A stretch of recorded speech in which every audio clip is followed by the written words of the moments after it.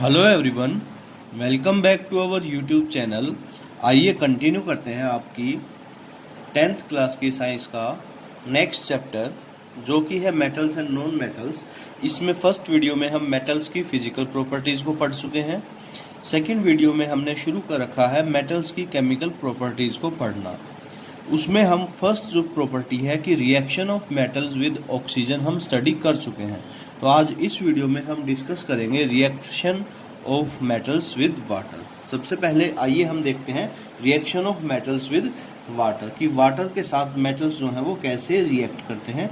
तो जनरली हम ये लिख सकते हैं कि metal plus H2O, H2O means water. ठीक है, ये आपका प्रोडक्ट बनाएंगे metal oxide plus hydrogen gas.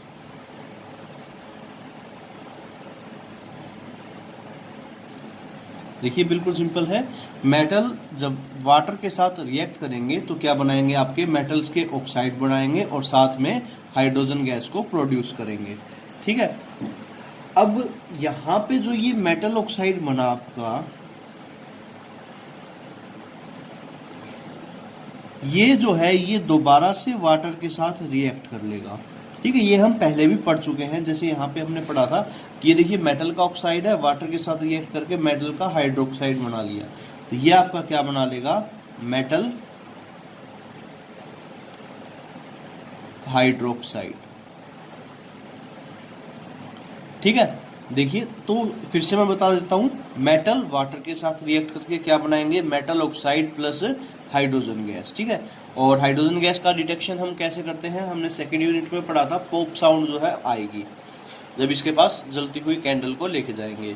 Metal oxide जो ये बना था, यहाँ पे ये दोबारा से वाटर के साथ रिएक्ट करके क्या बना लेगा, मेटल हाइड्रोक्साइड बना लेगा। ठीक है, अब देखिए अलग अलग मेटल्स जो है उनकी रिएक्टिविटी जो है वो अलग अलग है। ठीक है, जैसे हम बात करें सोडियम और पोटेशियम की, sodium and potassium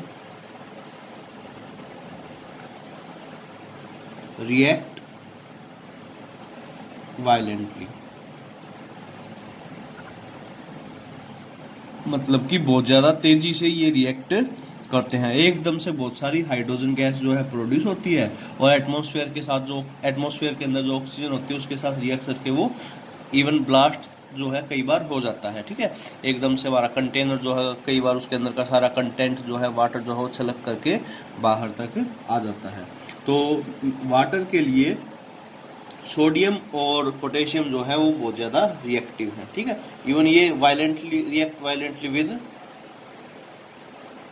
even cold water, ठंडे पानी के साथ भी आसानी से रिएक्ट कर लेते हैं। ठीक है, और आग जो है वो भी कई बार लग जाती है। उसके बाद हम बात करते हैं कैल्शियम की, कैल्शियम प्लस H2O, ये भी एक मेटल है। वाटर के साथ ये कैसे रिएक्ट करेगा, CaOH ट्वाइस बनाएगा ये और साथ में हाइड्रोजन गैस प्रोड्यूस करेगा। ये भी वायलेंट तो है बट ये जो है लेस वायलेंट है, इसमें उतना ज्यादा नुकसान जो है वो नहीं होता। ठीक है, उसके बाद हम बात करते हैं मैग्नीशियम की। मैग्नीशियम रिएक्ट करता है हॉट वाटर के साथ।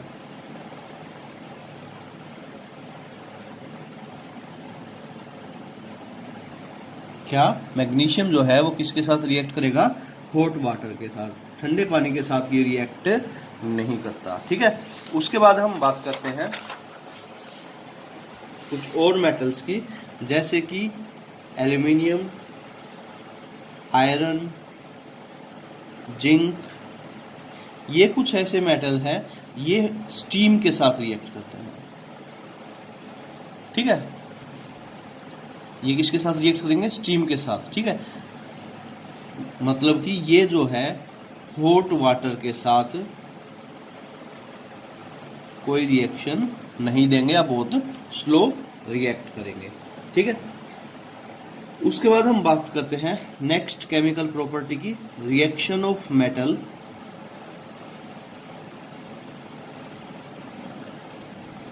वैसे तो हम ये पढ़ चुके हैं सेकेंड यूनिट के अंदर, बट यहाँ पे हम मेटल के रेफरेंस से पढ़ेंगे reaction of metals with acids, कि मेटल्स जो है वो एसिड के साथ कैसे रिएक्ट करते हैं। देखिए मान लीजिए जिंक लिया हमने, इसकी HCl के साथ रिएक्शन करवाएंगे, ये बन जाएगा आपका जिंक क्लोराइड ZnCl2, बैलेंस करने के लिए यहाँ पे 2 और प्लस H2। क्या पढ़ा था हमने कि when acid react with metal they produce salt and hydrogen gas. ठीक है, तो यही हम लिखेंगे कि metal react with acid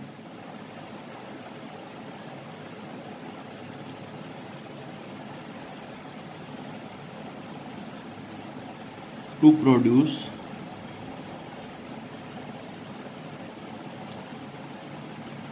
salt and hydrogen gas.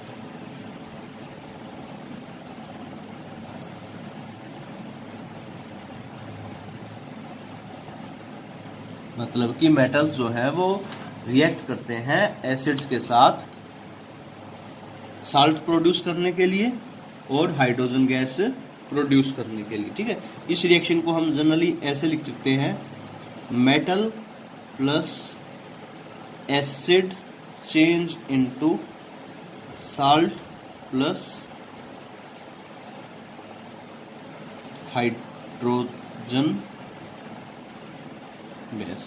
ठीक है, तो ये जो आपकी एक जनरल रिएक्शन होगी।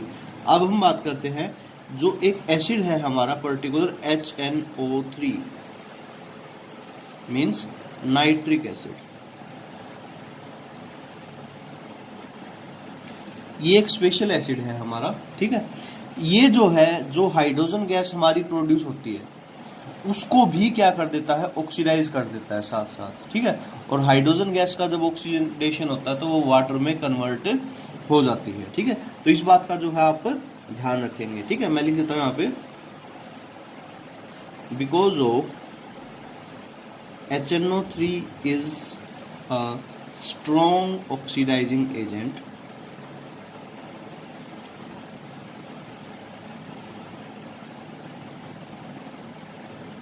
क्योंकि HNO3 जो है वो एक स्ट्रॉन्ग ऑक्सीडाइजिंग एजेंट है। इट ऑक्सीडाइजेज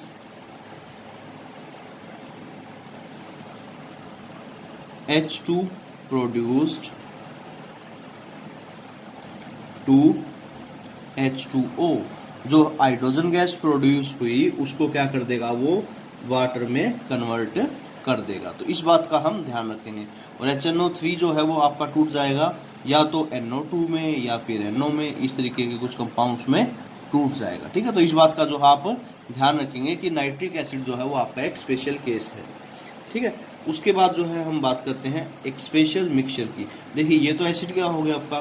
ठीक है, एक्वा रेजिया के बारे में हम बात करते हैं। एक्वा रेजिया क्या है एक्चुअली? एक्वा रेजिया का मतलब है अगर हम HCl और HNO3 लें,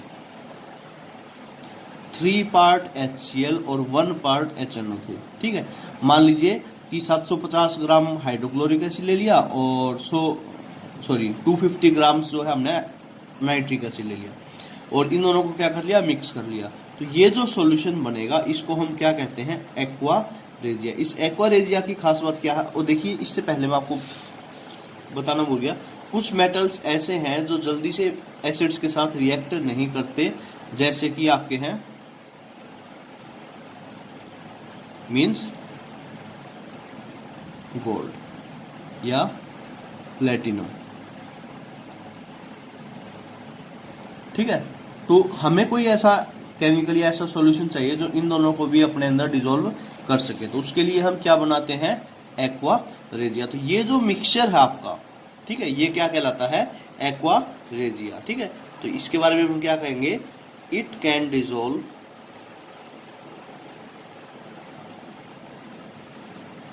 इवन गोल्ड। ठीक है, इसका एक नाम और भी है, वो है रॉयल वाटर। एक नंबर का क्वेश्चन जो है वो आपसे पूछा जा सकता है, क्या कि एक्वा रेजिया क्या होता है, 3:1 सॉल्यूशन और mixture of hydrochloric acid and nitric acid. ठीक है, खास बात क्या है इसकी कि ये जो है गोल्ड को भी अपने अंदर डिसॉल्व कर सकता है। तीसरा इसका दूसरा नाम क्या है, एक और नाम क्या है, रॉयल वाटर। ठीक है, उसके बाद हम बात करते हैं कि मेटल्स जो है वो अपने अलावा दूसरे साल्ट्स के साथ कैसे रिएक्ट करते हैं। ठीक है, तो देखिए मान लीजिए हेडिंग हो गया हमारी ये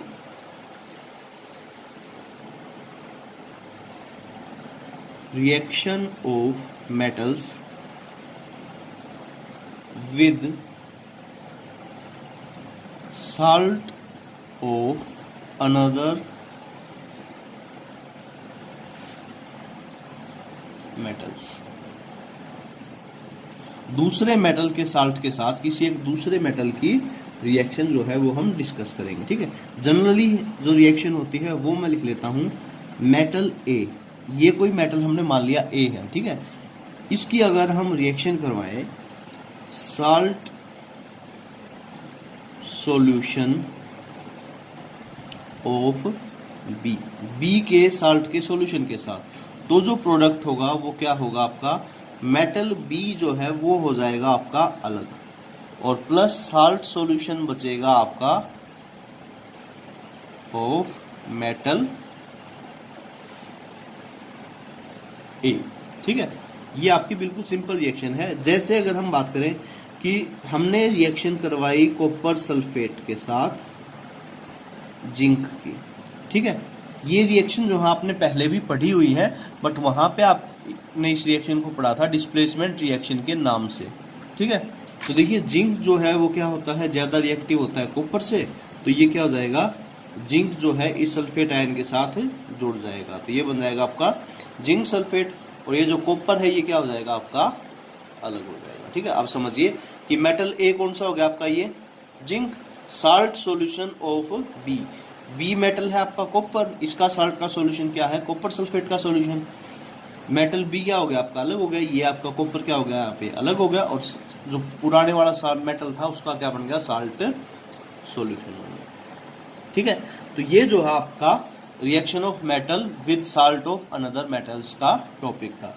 अब देखिए हमें कैसे पता चलेगा कि कौन सा मेटल जो है वो किसे डिस्प्लेस करेगा। ठीक है, क्या ऐसा भी होगा कि जिंक सल्फेट के अंदर अगर हम कॉपर डाल दें तो दोबारा से CuSO4 बन जाए और जिंक जो है वो अलग हो जाए, तो ये रिएक्शन नहीं होगी, ये रिएक्शन क्या है, गलत है। ठीक है, क्यों, क्योंकि ज्यादा रिएक्टिव मेटल हमेशा क्या करता है, कम रिएक्टिव मेटल को डिस्प्लेस करता है। तो ये जो है इसका हमें पता चलेगा रिएक्टिविटी सीरीज से।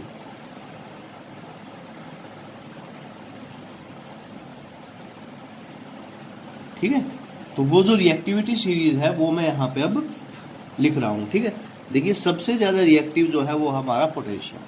ठीक है, उसके बाद आपका है सोडियम मेटल।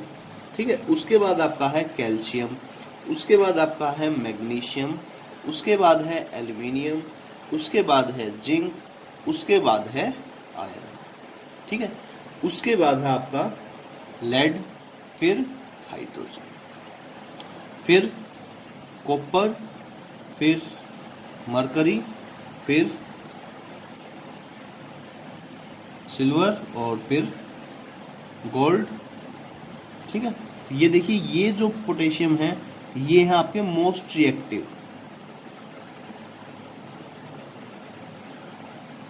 सबसे ज्यादा रिएक्टिव, ये वाले हैं आपके लीस्ट रिएक्टिव। मतलब क्या है कि ये वाले एलिमेंट्स जो हैं वो अपने से अगले वाले को क्या कर सकते हैं, डिस्प्लेस कर सकते हैं। जैसे पीछे हमने पढ़ा कि जिंक ने किसको डिस्प्लेस किया, कॉपर को।